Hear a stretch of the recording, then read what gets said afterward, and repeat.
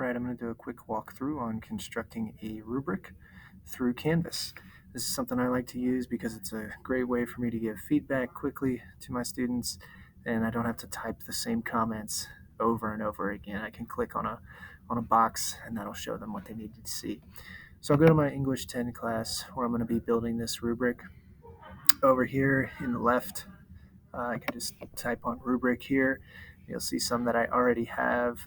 I'm going to add a new one today, and this is going to be my research presentation rubric.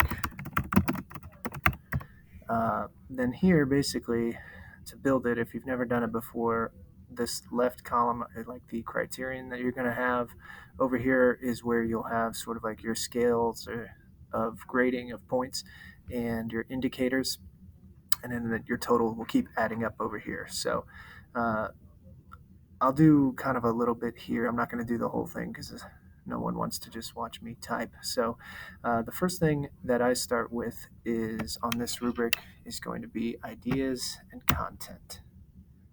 So I just title it.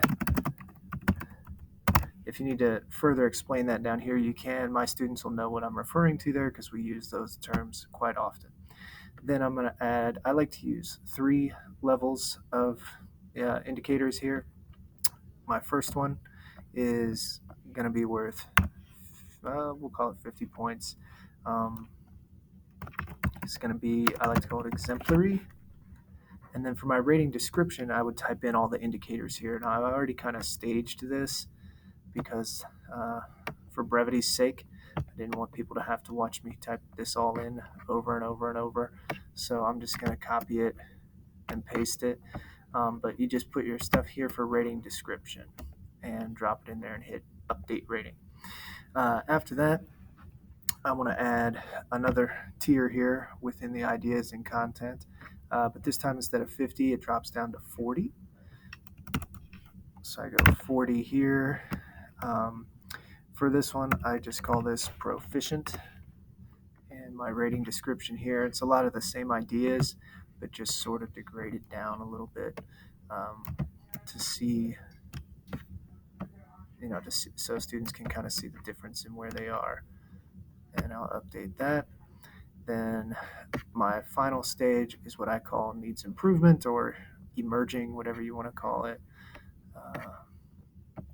And that one will be 30 points. We'll call it emerging, meaning they're kind of there. They're getting some of the ideas there, but not quite. And then I just have my indicators here. And I'll just copy those and paste them over here. And I update the rating. So now I have at least one criteria here, different things that I'm looking for within that criteria, and the points that break down to it. I'm also going to be looking for a few other things like organization and conventions. So to add those, I would just basically go down here and do add criterion, new, and I just call it organization. And again, I can put the full description there, but we talk about it all the time in class, so my students will already know what I'm getting at. And then I would do the same thing down here and add however many points the total should be, and it'll just keep adding the total there. So that's the basics to it. One thing I like to do that I recommend is this button here, the range button, because what it does, you can see when I click it, it changes this from 50 points all the way down to 40. So let's say there are like elements over here in the 50 that a student does really well, but then a couple things that they need to work on. I might say, well, you're half of that you did exemplary, the other half was in the proficient, so that's a 45 out of 50. And I can just kind of click on those comments, and it'll still give them feedback accordingly. And then basically, you would just hit save rubric, and when you build the assignment, then you'll find it'll go to add rubric when you're building your assignment, and you can just find this in your class and drop it in.